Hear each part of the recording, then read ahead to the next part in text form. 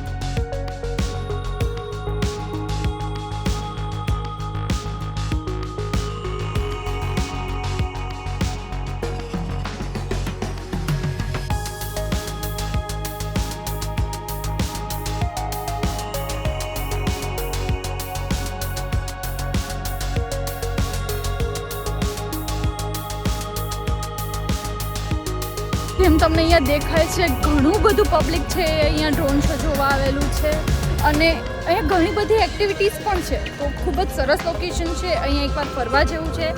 Let's see drone show કેવો જાય છે. પણ અહીંયા હું જોઉં છું ત્યાં સુધી ઘણા બધા શોપ ને એવું છે. મેં તમને દેખાડ્યું એ છે. ઇવન અહીંયા રિવર રાફ્ટિંગ છે. તો મને ખૂબ જ ગમી છે આ જગ્યા. લેટ્સ સી આગળ ડ્રોન શોમાં કેવું આપણને નજારો જોવા મળે છે.